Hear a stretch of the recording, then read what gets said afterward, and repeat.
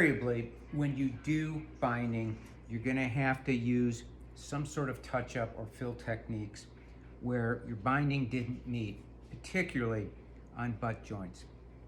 The purfling, as we mentioned, usually doesn't need anything unless you get a sloppy scarf joint cut, in which case you'll have to come back after you get your sealer on and all that, and maybe just a little bit of a touch-up paint with like some white and yellow mixed in to kind of touch that up. But generally, if you do it correctly and once you get practice, you won't have to do that. Ebony's another story.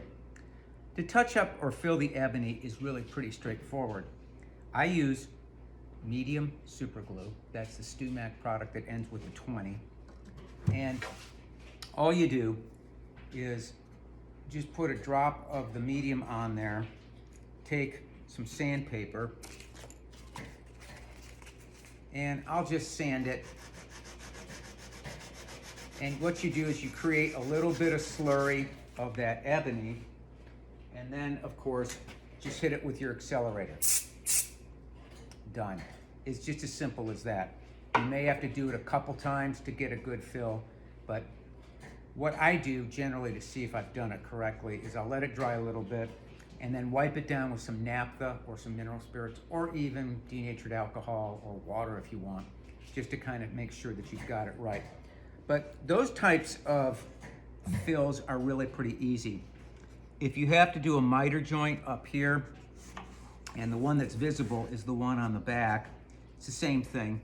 You just put a little bit of super glue, and I use the medium because I don't want that stuff dripping or getting all over the place. I don't want it to get into the maple and make a mess. So I just use the medium, and that works fine for me. Again, just a little bit of sandpaper, sanding, hit it with accelerator, done. On this body, as I was scraping it, I noticed that there were a couple areas on the seams where I didn't get down tight enough. And that's the same technique. You just use a little bit of medium super glue, some sandpaper, sand it, hit it with accelerator, and you're all good.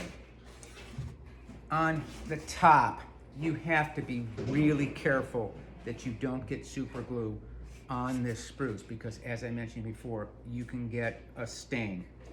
So what I do, if I see a gap on the area of the top,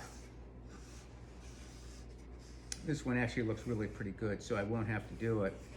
But if I do have to do a fill on that, I'll be very careful and maybe tape off this area on the spruce. I usually just leave it though until I get a little bit of finish on, and then I'll look for gaps and then do it later. And the finish will help protect the spruce from getting like a green stain or a reaction to it. On the back, you can go ahead and do it. If you do have a seam in maple that's very visible, that one right there isn't too bad. You can't use the super glue and sawdust technique because all that will do is make it dark. What I do with maple is I'll wait until I get a couple coats of finish on, and then what I'll do is if it's a big one, I'll take some stick shellac, melt it in there, and do a burn-in, as they call it, and maybe a little touch-up. Or if it's not that bad, if it's just a seam that I'm looking at, I'll just take some Mixol white with a little bit of yellow mixed in and very carefully just touch that up. But assuming you did a really good binding job, you shouldn't have to do too much, but you may discover some gaps as you go through the rest of the sanding and surface preparation process. So that's how you take care of them.